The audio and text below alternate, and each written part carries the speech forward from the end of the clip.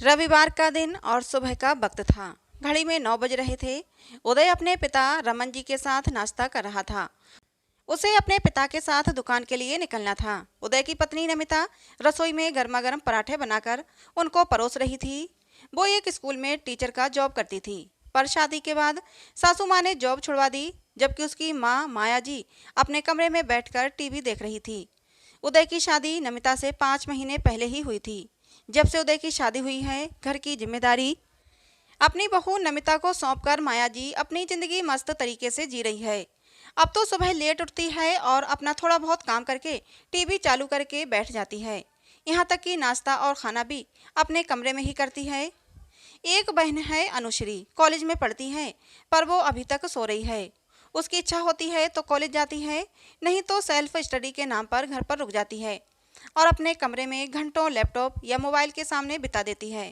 खैर, रमन जी और उदय नाश्ता कर रवाना हो गए और नमिता प्लेट लगाकर अपनी सासू माँ माया जी को नाश्ता देने उनके कमरे में जाती है।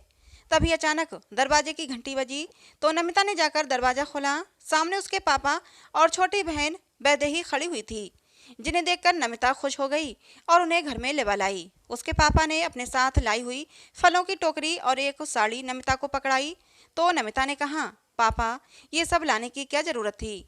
पापा ने उसके सिर पर हाथ रखते हुए कहा, तेरी ससुराल आया हूँ तो खाली हाथ थोड़ी ना आता।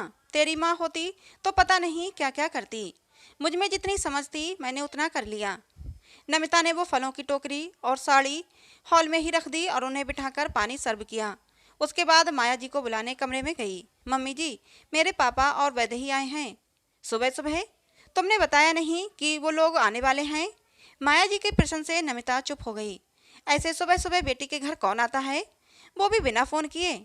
नमिता ने कहा, मम्मी जी, मुझे नहीं पता, शायद यहाँ किसी ज़रूरी काम से आए होंगे, नहीं तो पापा बिना फ़ोन किए किसी के घर नहीं जाते।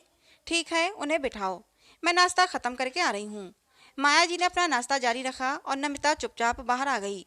अपने पापा से कुछ देर बात कर वो रसोई में चाय बनाने चल दी। चाय भी बनाकर ले आई और पापा ने चाय भी पी ली, लेकिन माया जी अभी तक कमरे से निकल कर नहीं आई।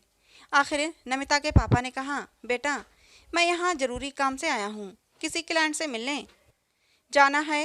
अगर लेट हो गया तो क्लाइंट निकल जाएगा। मैं समधन जी से वापस आकर मिल लूँगा। तब तक वैदेही यहीं तुम्हारे पास है। दोनों बहनें जी भर के बातें करो। वैसे भी तुझसे मिलने के लिए जिद करके यहाँ आई है। ठीक है पापा, आप अपना काम निपटा लीजिए, मम्मी जी से आप शाम को भी मिल सकते हो। नमिता ने कहा तो उसके पापा वहाँ से चले गए। उनके जाने के 15 मिनट बाद माया जी निकलकर बाहर आई तो वैदेही और नमिता साथ बैठकर बातें कर रही थीं। एक नज़र उन्होंने फलों की टोकरी और उस साड़ी पर डाली, फिर नमिता और वैदेही की तरफ देखा। उन्हें देखते ही दोनों खड़ी हो गईं और वैदेही ने हाथ जोड़कर माया जी को नमस्कार कहा। अरे, तुम्हारे पापा कहाँ गए? मुझसे तो मिले ही नहीं। नमिता ने बात संभालते हुए कहा, मम्मी जी, पापा कोई ज़रूरी काम से गए हैं, आते समय आपसे मिल लेंगे। हाँ भाई, पहले के लोग तो अपने समधी समधन से मिले बगैर इधर से उधर नहीं हो सकते थे। पहले का वक्त ही कुछ और था, पर आजकल नया जमाना है। खैर, कोई बात नहीं। कहते कहते माया जी वहीं सोफे पर आकर बैठ गईं और वैदेही से बातें करने लगीं। काफ़ी देर तक इधर उधर की बात करते करते वो वैदेही से बोलीं, अरे बेटा, तुम्हारा ये सूट तो बहुत अच्छा लग रहा है, कहाँ से खरीदा? वैदेही ने भी खुश होते हुए कहा, ये सूट मेरे जन्मदिन पर जब नमिता दीदी और जीजा जी घर पर आए थे तो उन्होंने ही मुझे ये सूट दिलाया था। आपको अच्छा लगा? सच में मेरी दीदी और जीजा जी की चॉइस तो बहुत अच्छी है। सभी को ये सूट पसंद आया। वैदेही की बात सुनकर माया जी के चेहरे पर कई हाव भाव आकर चले गए। नमिता वहीं बैठे बैठे उनके चेहरे के हाव भाव को नोटिस कर रही थी, पर कुछ नहीं बोली। कुछ देर बाद ननद अनुश्री भी उठकर आ गई। वैदेही को देखकर मुंह बनाते हुए कुटिल मुस्कान के साथ बोली, अरे, आज इतनी सुबह सुबह कैसे? घर में कुछ काम नहीं था क्या, या फिर चाय पत्ती खत्म हो गई थी? उसकी इस बात पर माया जी हंसने लगी और वैदेही ने नमिता की तरफ देखा। उसे इस तरह नमिता की तरफ देखता हुआ देखकर माया जी बोली, अरे वैदेही, बुरा मत मानना, अनु की तो आदत ही है मजाक करने की। उनकी बात सुनकर वैदेही हल्की सी मुस्कान लेकर सोफे पर बैठ गई, पर नमिता को ये बात अच्छी नहीं लगी तो उसने कहा, अनुश्री, हमारे घर में कौन सी भाभी बैठी है जो घर का काम कर लेगी? वैदेही अपने दीदी से मिलने आई है तो घर का काम तो करके ही आई होगी। वैसे भी हर काम में निपुण है मेरी बहन। पता है सुबह 5 बजे ही उठ जाती है। नमिता की बात सुन माया जी और अनुश्री दोनों का मुंह बन गया और अनुश्री ने कहा, इससे मुझे क्या, मुझे भूख लग रही है, मेरा नाश्ता लगा दो। उसकी बात सुनकर नमिता रसोई में गई तो वैदेही भी उसके पीछे पीछे रसोई में आ गई। नमिता ने गर्मा गर्म पराठे बनाए और अनुश्री को सर्व कर दिया। अनुश्री के नाश्ता करने के बाद नमिता ने अपने और वैदेही के लिए नाश्ता बनाया और दोनों नाश्ता लेकर नमिता के कमरे में आ गईं। जब दोनों नाश्ता कर रही थीं तब माया जी कमरे में आईं तो नमिता ने पूछा, कुछ चाहिए था मम्मी जी? अरे नहीं नहीं, मैं तो अपना चश्मा देखने आई थी, मिल ही नहीं रहा। उनकी बात तो सुनकर नमिता मुस्कुरा दी और अपना नाश्ता करने लगी। जितनी देर वैदेही घर पर रही माया जी किसी न किसी बहाने नमिता के कमरे में आती रहीं। नमिता को सब कुछ समझ में आ रहा था पर अपनी बहन के सामने क्या तमाशा करती। 2 घंटे बाद नमिता के पापा आ गए तो जाते समय नमिता ने अपने पर्स में से 500 रुपये निकाले और बाहर हॉल में आकर वैदेही के हाथ में रख दिए। माया जी को ये बात नागवार गुजरी। उसके पापा के जाने के बाद माया जी बोली, अरे वाह बहू रानी, बहुत तो पैसे आ गए हैं तुम्हारे पास। क्या जरूरत थी अपनी बहन को 500 रुपये देने की? 10-20 रुपये उसके हाथ पर रख देती तो वैसे ही वो खुश हो जाती। मम्मी जी, वैदेही मेरी शादी के बाद पहली बार मेरी ससुराल आई है। अच्छा लगता है क्या 10-20 रुपये देना? हाँ, खुद तो बड़े अमीर घराने की बेटी है ना। क्या लेकर आए तेरे पापा? एक फलों की टोकरी और तेरे लिए साड़ी, और मुझे क्या देकर गए? ये 500 का लिफाफा। अरे मेरी बेटी भी घर में ही थी, उसके हाथ में तो कुछ भी नहीं रखा। देखी मम्मी जी, मेरे पापा में जितनी समझ थी उन्होंने उतना कर दिया। अनुश्री एक बार भी बाहर आकर मेरे पापा से नहीं मिली तो भला मेरे पापा को कैसे पता चलता कि वो घर में है? उसकी बात सुनकर माया जी बोली, बहू बेवजह की बकवास मत करो मुझसे। तू धन्नो सेठानी अपनी बहन के जन्मदिन पर सूट खरीद कर दे आई। किससे पूछकर तूने ऐसी हरकत की? तेरी तो नियत ही खराब है। हमारे यहाँ सामान मुफ्त में नहीं आता जो तुम लुटाती फिर रही हो अपनी बहन पर। मम्मी जी, मेरी बहन को देने के लिए मैंने पैसे आपसे नहीं लिए, फिर आप बेवजह बात को क्यों पकड़ कर बैठी हैं? नमिता का ऐसा कहते ही माया जी का गुस्सा फूट पड़ा। बहुत जबान चलने लगी है तेरी, आने दे आज उदय को, फिर बताती हूँ। मेरे घर को मुफ्त में यूं लुटाने नहीं दूंगी तुझे। बर्दाश्त कर रही हूँ इसका मतलब ये नहीं कि तुम सिर पर चढ़कर नाचो। बड़बड़ाती हुई माया जी अपने कमरे में जाकर बैठ गईं। पूरे दिन उन्होंने नमिता से बात तक नहीं की, यहाँ तक कि दोपहर का खाना भी नहीं खाया। नमिता बहू थी तो उसका फर्ज था, इसलिए अपना फर्ज समझकर थाली लगाकर कमरे में रखकर आ गई और एक बार जरूर कहा, मम्मी जी खाना खा लो। लेकिन जब माया जी ने उसकी बात सुनकर दूसरी तरफ मुंह कर लिया तो उसने भी ज्यादा बोलना उचित नहीं समझा। इस बार नमिता भी बार बार जाकर उसने नहीं पूछा कि वो खाना खा रही हैं या नहीं। शाम के समय भी चाय नाश्ता बनाकर उनके कमरे में लेकर गई पर तब भी उन्होंने मुंह दूसरी तरफ कर लिया। नमिता चाय नाश्ता वहीं उनके कमरे में रखकर आ गई और अपनी चाय लेकर चाय पीने लगी। माया जी ये देखकर मन ही मन भुनभुनाती रहीं, लेकिन वो सास थीं, नाक से ऊंची थीं, इसलिए बहू से कैसे बोलती। पर इस बार नमिता ने अपना दिमाग लगाना उचित ही नहीं समझा। दोपहर का खाना चाय नाश्ता सब कुछ उनके कमरे में रखकर आई। एक बार जरूर बोला पर नहीं खाई, तब उसकी बेटी को ही इस चीज से फर्क नहीं पड़ रहा तो फिर तो वो बहू थी। खैर पूरा दिन ऐसे ही निकल गया। रात को जब उदय और रमन जी आए तो माया जी मुंह फुलाए हॉल में आकर बैठ गईं। रमन जी और उदय हाथ मुंह धोकर बाहर हॉल में लगी डाइनिंग टेबल पर आकर बैठ गए और नमिता को आवाज लगाते हुए बोले, अरे बहू फटाफट से खाना लगा दो, जोर से भूख लग रही है। नमिता ने भी गर्मा गर्म रोटियां सेक कर उदय और रमन जी के लिए खाना लगा दिया। अभी रमन जी ने एक निवाला मुंह में लिया ही था कि माया जी अपने घड़ियाली आंसू बहाते हुए जोर से बोली, किसी को मेरी परवाह ही नहीं है, सबको सिर्फ अपनी भूख मिटाने से मतलब है। अभी मेरी ये कदर है तो भला आगे तो क्या उम्मीद रखूं? मैंने सुबह सिर्फ नाश्ता किया है, मेरी भूख किसी को नहीं दिखती। अरे बहू तो फिर भी दूसरे घर से आई है, इस घर के सदस्यों के लिए मैंने अपनी पूरी जिंदगी सुहा कर दी, उन्हें तो मेरी परवाह नहीं। रमन जी का हाथ खाना खाते खाते ही रुक गया। वहीं उदय इशारे से नमिता से पूछने लगा कि आखिर क्या बात है। नमिता ने भी इशारे में ही बोल दिया कि इन्हीं से पूछ लो।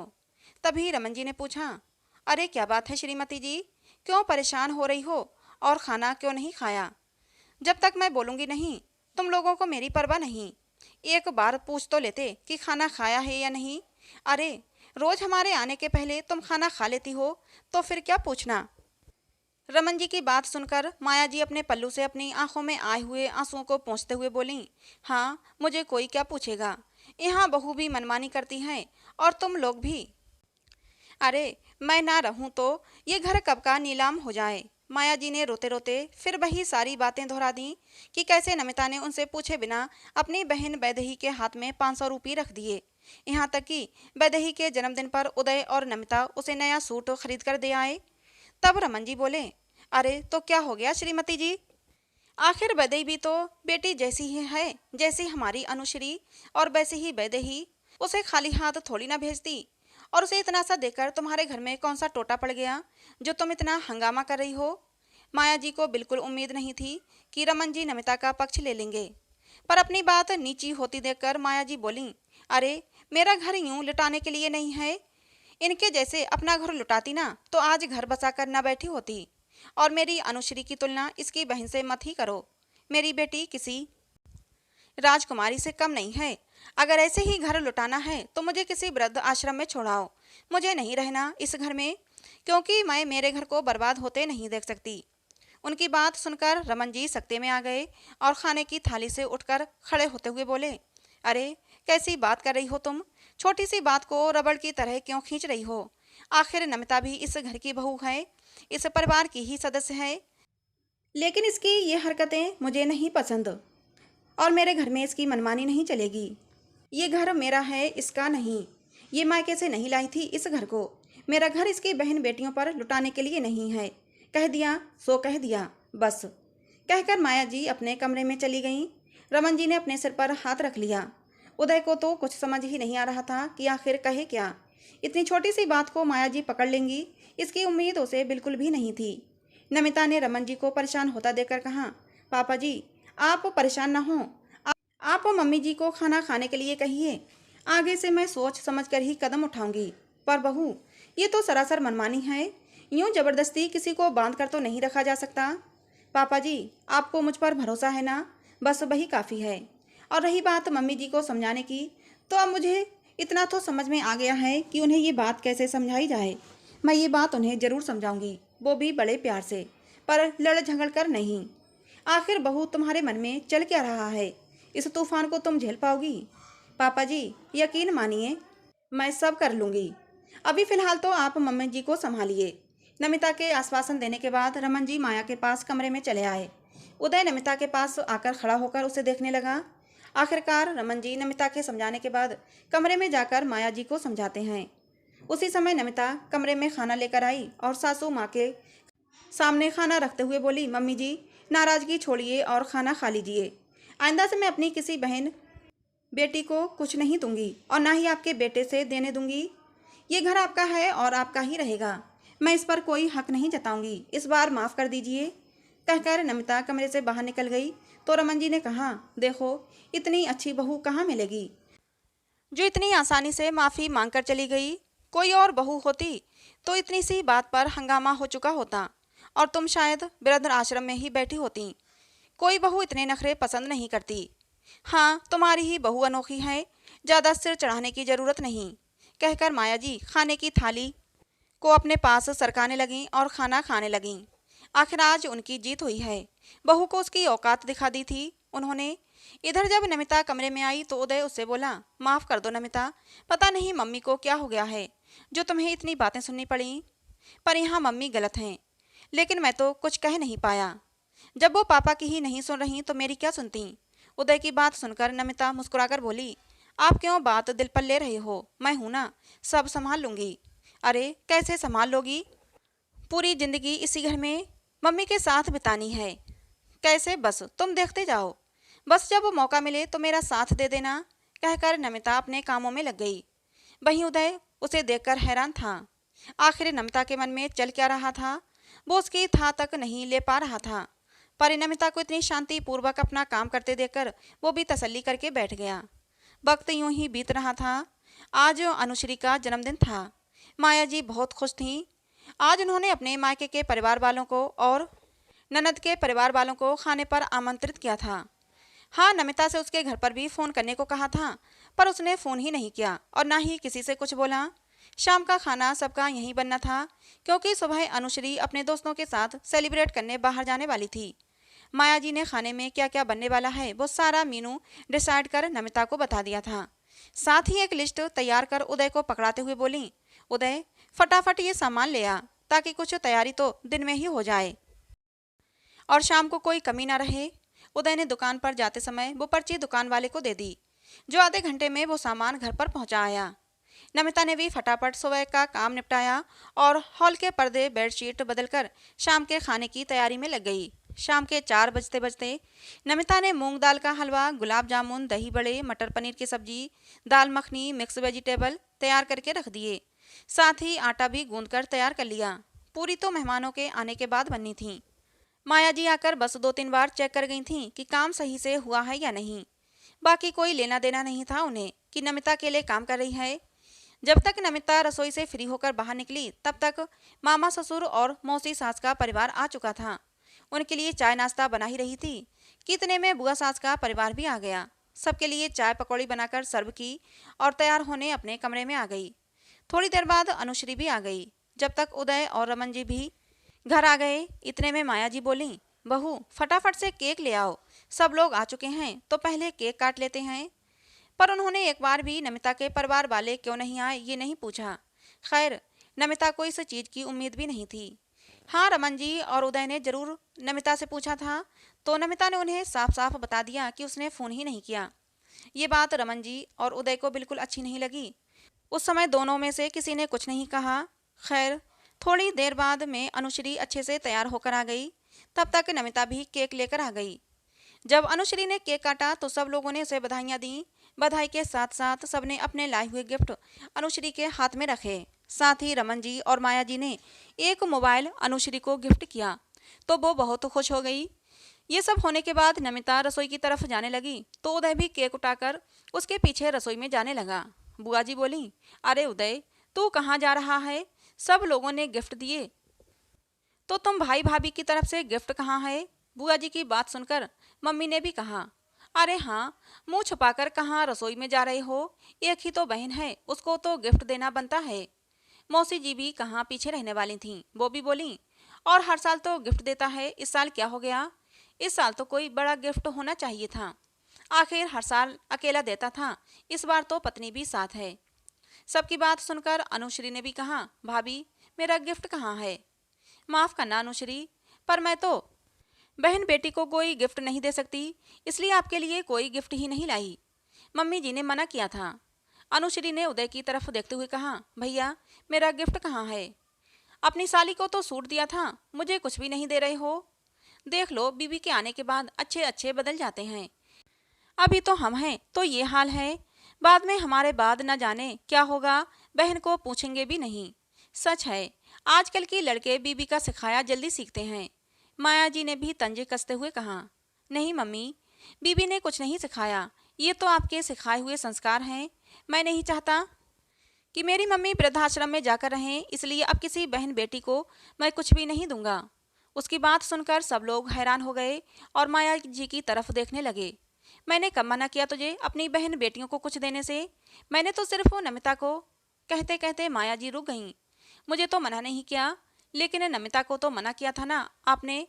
कहा था कि ये घर आपका और आपका ही रहेगा, और आपकी मर्जी के बगैर हमें किसी बहन या बेटी को कुछ भी हम देने लगे तो आप वृद्धाश्रम में रहने चली जाएंगी। मैं और नमिता तो पति पत्नी हैं, मेरी बहन उसकी बहन है, और इसीलिए इस नाते अब मैं अनुश्री को कुछ नहीं दूंगा। माया जी सकते में आ चुकी थीं और रमन जी की तरफ देख रही थीं। रमन जी ने मुस्कुराकर कहा, शुक्र मनाओ, अभी तो सिर्फ देने से मना किया है, ये नहीं कहा कि माँ आप यहाँ रहो, हम लोग घर छोड़कर चले जाते हैं, तुम खुद इस दिन के लिए जिम्मेदार हो। माया जी ने नमिता की तरफ देखा तो नमिता ने कहा, मम्मी जी मैं क्या बोलूँ, ये तो आप ही के शब्द हैं। इस कारण से मैं तो अनुश्री के लिए कोई गिफ्ट ही नहीं लाई और ना ही उदय से लाने के लिए कहा। ये सब सुनकर मामा जी बोले, माया तुम ऐसी हरकत करोगी इसकी उम्मीद नहीं थी। शायद इसी कारण आज नमिता के परिवार वाले यहाँ मौजूद नहीं। कितनी आसानी से तुमने कह दिया कि ब्रदर आश्रम छोड़ाओ। अरे जो लोग वहाँ रहते हैं उनकी जिंदगी क्या होती है तुम्हें क्या पता। माया जी नजरें झुकाए खड़ी थीं। उन्हें इस तरह खड़ा देखकर रमन जी ने कहा, हमारा इरादा तुम्हें शर्मिंदा करने का नहीं था श्रीमती जी, पर तुम कुछ समझने को तैयार ही नहीं थीं, इसलिए सबके सामने ये सब करना पड़ा। माया जी शर्मिंदा थीं। उन्होंने नमिता और उदय से अपनी गलती की माफ़ी मांगी और खुद उदय के साथ जाकर वैदेही और नमिता के पापा को घर लेकर आईं और बोलीं, आज से दोबारा ऐसी गलती नहीं होगी। अब से मेरे लिए बहू बेटी दोनों एक समान हैं। तो दोस्तों, ये कहानी आप लोगों को कैसी लगी ज़रूर बताना। कहानी पसंद आई हो तो प्लीज़ लाइक करना। ऐसी और कहानियों के लिए हमारे चैनल को सब्सक्राइब जरूर करना। मिलते हैं दोस्तों अगली किसी नई कहानी में।